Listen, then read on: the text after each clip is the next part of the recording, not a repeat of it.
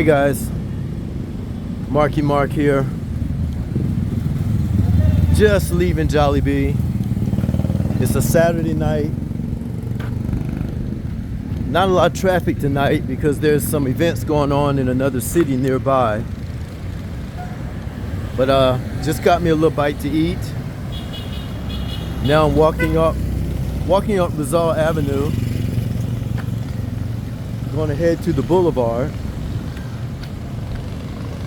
But guys, you all know that I'm a personal experience vlogger, which basically vlog my personal experiences.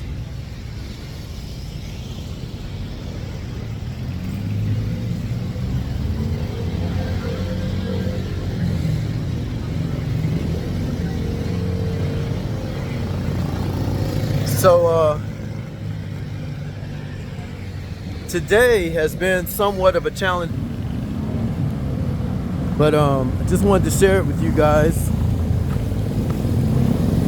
This morning, me and Lynn, we actually took the opportunity to get up real early this morning and we walked on the beach at the boulevard. Lynn got us some nice new aqua shoes, some water shoes, which I have to wear because I can't be barefooted having this severe neuropathy and diabetes. And so we had a good time, nice romantic time, walking and talking and going up the beach and back. And when we returned back down to our original destination, so we're still on the beach, and my cell phone rang. It rang twice. And it wasn't a phone call, it was a video call. One was on WhatsApp and I think the other one was on Messenger, if I'm not mistaken. And I'm like, why is my family calling me, you know, two back to back on video? So naturally I thought the worst. I didn't know if something had happened to my dad, who is going to soon be 90 years old in February, or my mom, who's in her 80s. I didn't know. And so anyway, I leaned up against the wall, me and Lynn, and I called my sister, one of my sisters, back. And she told me, guys, I mean, she didn't beat around the bush. She got right to the point. And my sister had told me that I only have two living sisters, by the way, guys. It was Lois and Joanna. But anyway, yeah, Lois had called me. And the reason why I was getting all these video calls is because I found out that our baby sister had died. She literally had died less than 90 minutes from when my other sister called me. She would have been 49 years old in September, if I'm not mistaken. My baby sister would have been 49 years old this year.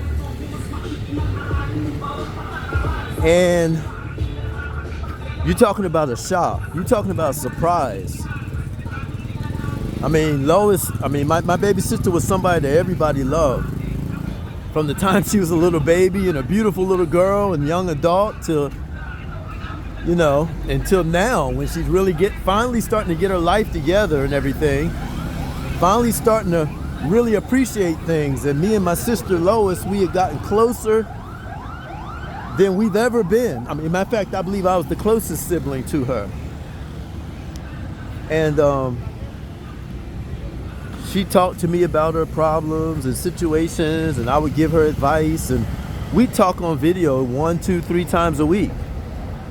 And I would send her money through PayPal so that she could take care of a couple of other little loose ends that I have over there in North Carolina. And she helped me get my cell phone situation done. She helps me, hey guys, hey, I can't right now. And you know, she helped me with all those situations and my banking and stuff. And so to get a call saying that she's gone, suddenly was a shock. Now you guys got to realize I've been a hospice nurse. I was a hospice nurse for over 25 years. You know, I literally spent my life, half my life, dealing with death and dying, between working at hospitals, nursing homes, you know, hospice, you name it. And so I usually handle these things pretty good. I'm usually the stable person in the family when it comes to that. And I don't have a big emotional reaction from the onset. It usually hits me later. That's the way I've been. It always hits me later. And when I say later, I mean like a week, 2 weeks, 3 weeks, or whatever. It just hits me later. And so I got this news. You guys know we're 12 hours ahead of you. So I got this news this morning. I say about 8 o'clock in the morning, somewhere like that. And which was 8 o'clock at night in North Carolina time. And you know, it's such a shock. I just had to let it process. I mean, we just lost my sister Leah, who was the second born. I'm the oldest, guys. I'm the oldest. It was 5 siblings. And I'm the oldest. And, you know, matter of fact, I used to even joke around with Lois and tell her, I said, you know, I'm still pissed off at Leah because she took my spot. I mean, I'm the oldest of the siblings. I'm supposed to go first. Leah's supposed to go second, and so on and so forth. But Leah went first, so she took my spot. And when I was at Burger King, sitting in the car in Burger King, I was literally fussing at Lois about certain things that she wasn't doing with her health and medications and stuff. And I was fussing at her. And I said, doggone it, Lois. I said, I'm the oldest, you're the youngest. I said, you're supposed to be going to my funeral, not me going to your funeral. And she says, I know, Mark, you're right. I'm gonna do better, you're right. Now, I don't know what the cause was or anything, guys. I have no clue. But I'm just saying that, hey, buddy. But I'm just saying, no, Lois and I were that close. And I said, you know, you're supposed to be going to my funeral, not me going to your funeral. She says, I know, Mark, and all that. And I had just talked to her on video the day before she drove up north. About 11-hour drive, her and her girlfriend. And I told her, I said, well, Lois, message me or call me when you get to Michigan. She says, okay, I will. I said, just so I know you get there safe. That's a long drive by yourself, you know, even with somebody helping you drive. She said, okay, Mark, I will. And obviously, I never got the call or the text or anything like that. And so, yeah, so that's been on my mind all day today. Guys, you know I've been dealing with some health issues. I'm still loving the Philippines. I love everything about it. I'm just having a blast. I'm in my happy place. I'm so happy. And I'm so glad that I had a family that was understanding and didn't get upset with me that I was going to leave everybody. And you know, I did a big Zoom, not a big Zoom, but I did a Zoom with all my family, and I told them what the reason why I was coming to the Philippines is because I was basically in the fourth quarter of my life, and I want to go out on my own terms. I want to be happy. I want to share blessings with people. I want to impact a new community. I want to basically just start all over and be the man that I know that I can be without all the depression and the extreme pain and sickness and so forth. I had to do it, and I said that there would be no perfect time to do it. And you know, my exact words to my family was, hey, things are going to happen. You know, the motor's going to blow up in our car. You know, just all different types of things, right? Electrical equipment's going to break. I mean, just all types of things. You know, people are going to die. People are going to get sick. I even said that, my exact words. People are going to die. People are going to get sick. But I made it very clear that no matter what happened, that I wasn't going back. I had no plans on going back. So, I always say that I would pay my condolences. I would pay my condolences via video or phone call or something like that.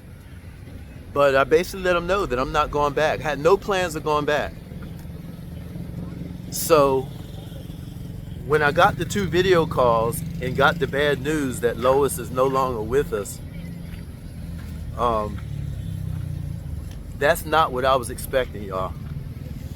That's not what I was expecting. I was expecting something bad because 2 family members that called me back to back while I'm walking the beach here in DePolog, enjoying my life and enjoying myself, and then they dropped the news on me like that. And I'm just gonna, even though Lois is my sister and she's family, I still want to send out some to Lois's children, Lois's grandchildren.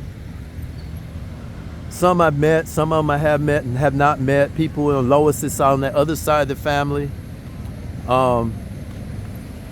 Whoever it is that was affected by Lois's passing, I give you my condolences.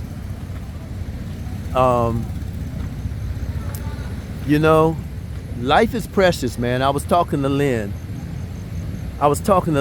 earlier today and later today too. And we were just talking about life and how quickly things can change, how precious it is, how fast things can change. And what I've often talked about is how most people go to their grave not accomplishing the things that they should have accomplished in life. Most people take their dreams and their goals and, their wish I woulda, coulda, shoulda, they take them all to their graves, man. They take them to their graves. And this was my biggest dream, to be in my happy place and to move to the Philippines.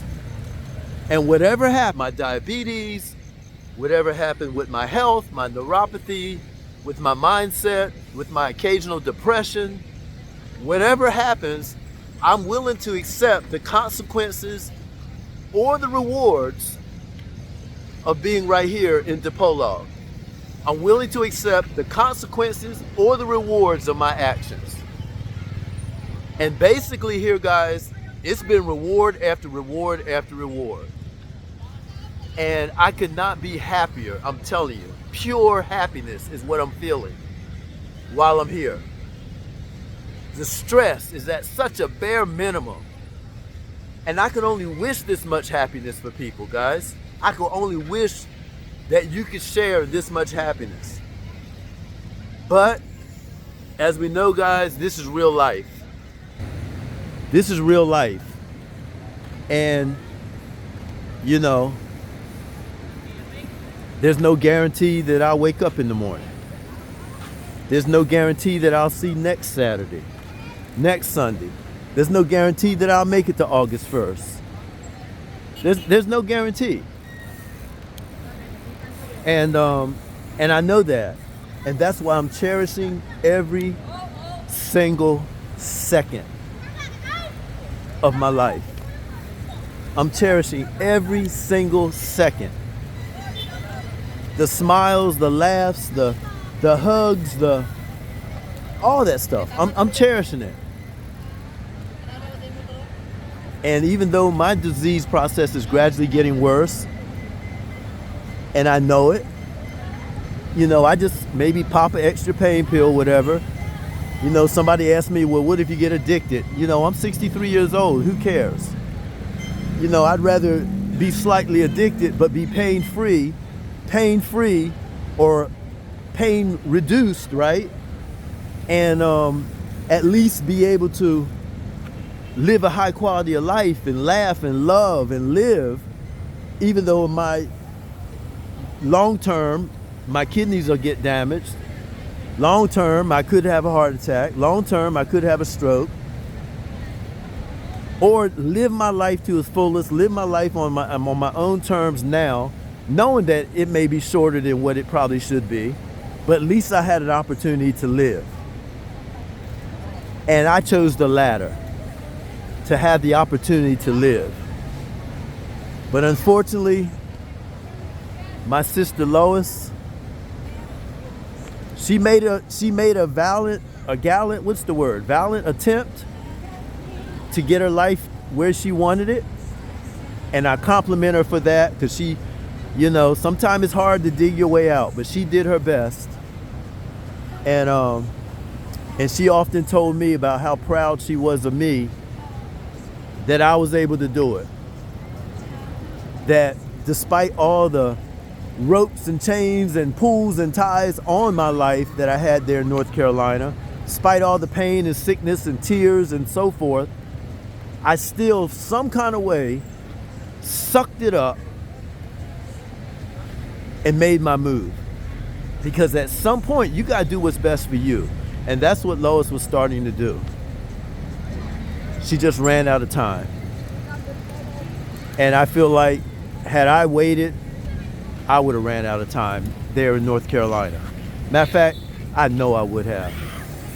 I remember I used to tell my stepmom and tell my dad and other people, I said, if I stay here, guys, I don't have long to live. I know I'm going to die. I knew it. I just know it in my heart, because the stress, the pain, everything I was going through, the red tape with medications and doctors not being able to help me and so forth, and with there being no cure to this, what I have, I knew I knew what was imminent.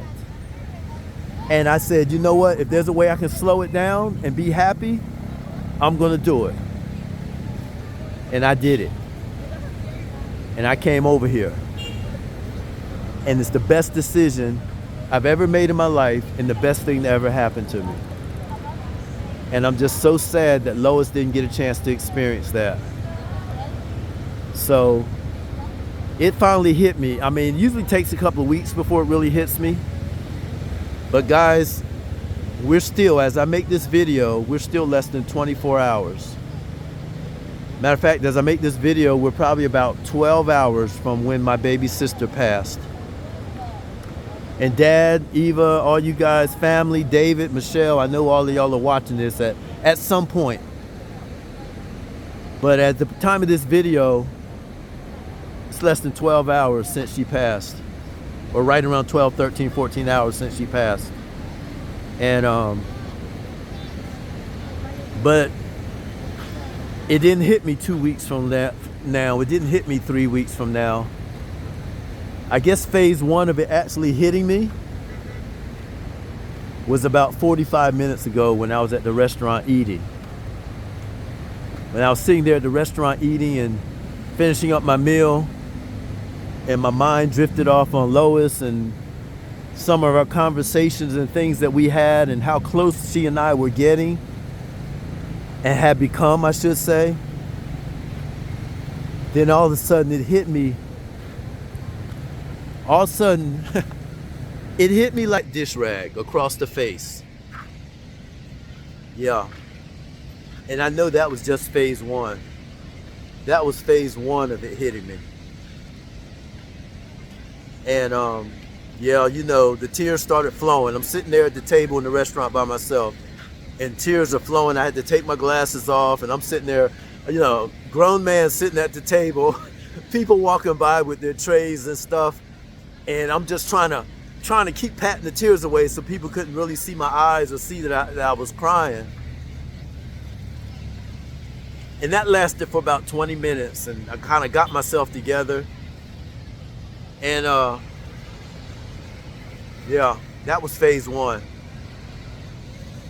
I know for sure phase two and phase three is coming. And whenever it decides to come, it's okay.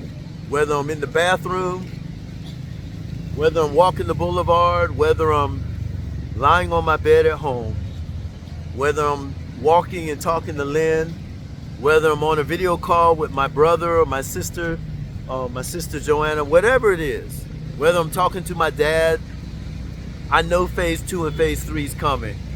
Phase one was just a warm-up, I know, because like I said, I've been around so much death and dying with 25 years of nursing in hospice and nursing homes and hospitals and ER and OR and, oh, you name it, med surge and operating, all that. Yeah, I know phase 2 and phase 3 are coming. So guys, but I will say this, because the family that I grew up in, my mom and my dad, my real mom, my real dad, biologically, they were never much of a I love you family. And mom, if you're watching this, dad, I know you will watch this. You know it's true, right, dad? I probably only remember one time when my dad said that he loved me. It's just they never were that kind of affectionate, you know. I think I remember my mom telling me that she loved me one time, but that was after I said that I loved her. Then she's like, I love you too, Mark, like that. But my mom and dad never verbally were that type of affectionate, you know, I love you type of family. But I have become that way over the past couple of years. I have become an I love you person. And what I wanted to say, guys, was fortunately my sister Joanna, not Joanna, I'm sorry, my sister Lois was an I love you person. And I remember specifically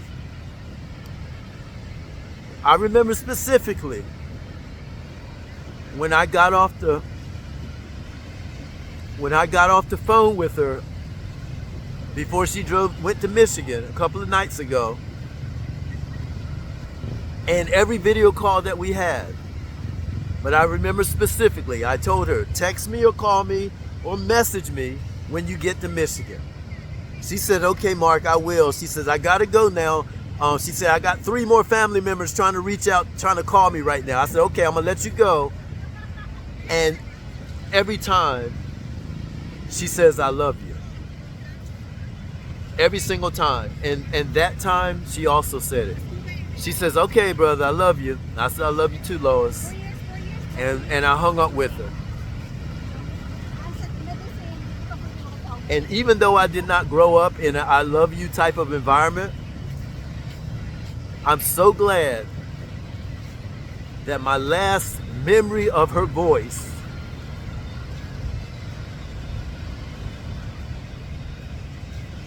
was her saying that she loved me. That's the memory that I'm going to keep. That's the memory of Lois that I'm going to keep. So I wanted to share this with you guys. I know y'all been following my journey from North Carolina to the Philippines. I'm here in Dipolog City on the boulevard, right here at the sea. So that's where I am right now, y'all. Stay safe. Keep your head on a swivel. And don't trust anybody 100%.